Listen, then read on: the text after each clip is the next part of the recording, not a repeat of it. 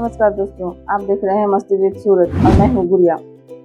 जैसे ही हम लोग वन विहार के लिए अंदर प्रवेश करते हैं, हमें सबसे पहले गणेश जी की मूर्ति दिखाई देती है। और जैसे कि हम सब जानते हैं, गणेश जी को प्रथम पूज्य के देवता माने जाते हैं।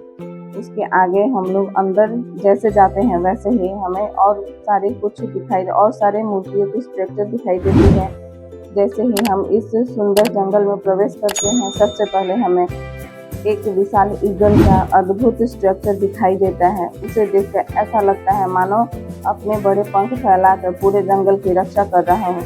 आगे माँ सरस्वती की सुंदर मूर्ति दिखाई देती है, जो ज्ञान, संगीत और विद्या का प्रतीक है। उनका शांत और दिव्य स्वरूप मन को शांति और सकारात्मक ऊर्जा से भर देती है। दोस्तों, इस जंगल में जगह जगह कई सुंदर मूर्तियां बनाई गई हैं।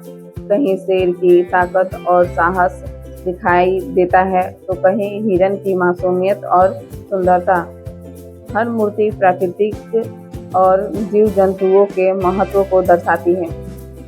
चारों तरफ हरियाली, अद्भुत कला और पौराणिक झलक इस जगह को और भी खास बना देती है। ऐसा लगता है जैसे हम किसी साधारण जंगल में नहीं, बल्कि एक दिव्य और अद्भुत संसार में आ गए हैं। देख सकते हैं दोस्तों, कितने सुंदर सुंदर मूर्तियां बनाई गई हुई है। सच में यह जगह हमारी सांस्कृतिक, प्राकृतिक और कला का एक शानदार संगम है।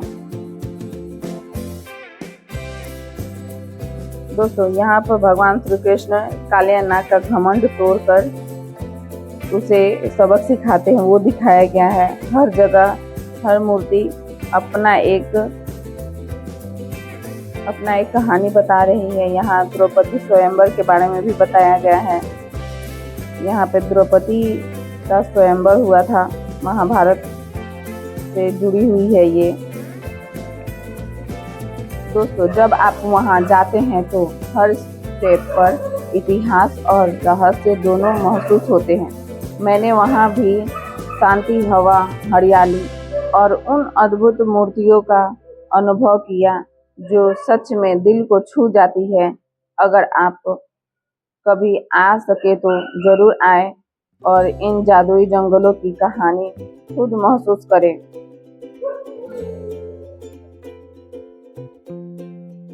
दोस्तों, यहाँ समुद्र मंथन से लेकर आज हम जिस अद्भुत दृश्य को देख रहे हैं, वह भगवान भोलेनाथ की दिव्य शादी का दृश्य है। यहाँ भोलेनाथ की बारात दिखाई गई है, जिसमें देवताओं के साथ साथ भूत प्रेतों की टोली भी शामिल है। कोई डमरू बजा रहा है, कोई नाच रहा है, तो कोई खुशी में झूम रहा है। दोस्तों, यहाँ भगवान श्री कृष्ण का बहुत ही सुंदर और मनमोहक दृश्य दिखाई गया है। इस दृश्य में भगवान श्री कृष्ण अपने गाय और ग्वाल बाल दोस्तों के साथ बैठकर भोजन कर रहे हैं। चारों तरफ हरियाली, गायों का समूह और प्रेम भरा वातावरण दिखाई देता है। यहाँ पे बहुत सारे जानवरों की भी स्ट्रक्चर बनाई गई हुई है।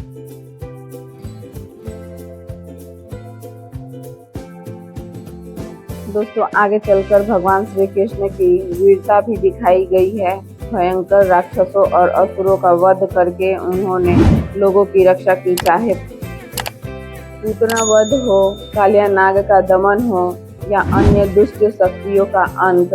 हर दृश्य यह संदेश देता है। जब माँ सीता अशोक वाटिका में थी, तब हनुमान जी प्रभु श्री राम की अंगूठी लेकर उनके पास पहुँचे। अंगूठी को देखकर माता सीता को विश्वास हो गया कि हनुमान जी सच में श्री राम के दूत हैं।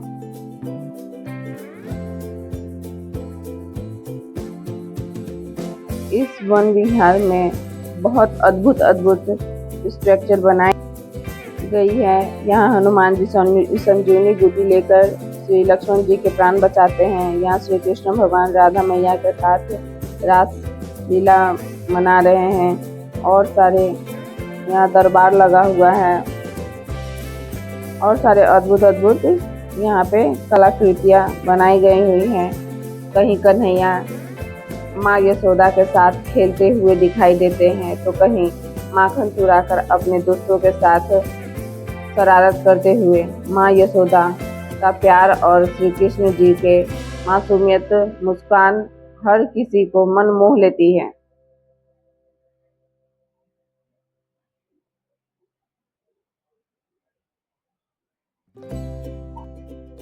यह एक अद्भुत जगह है जहाँ प्राकृतिक सुंदरता के साथ ही पुरानी मूर्तियों का भी जिक्र है। यहाँ का शांत वातावरण, हरियाली और उनके अद्भुत मूर्तियाँ का अनुभव किया जा सकता है। यहाँ भीष्म पितामह की प्रतिज्ञा को पूरी करने के लिए श्री कृष्ण भगवान रथ का पहिया उठा लेते हैं और उनकी प्रतिज्ञा को पूरी करते हैं।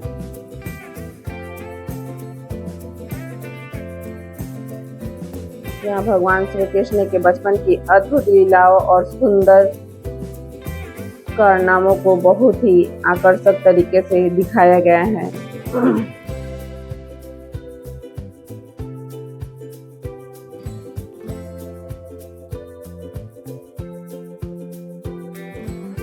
चारों तरफ हरियाली, अद्भुत कला और पौराणिक झलक इस जगह को और भी खास बना देती है। लगता है जैसे हम किसी अद्भुत जगह, अद्भुत संसार में आ गए हैं। सच में यह जगह हमारी सांस्कृतिक, प्रकृति और कला का एक शानदार संगम है।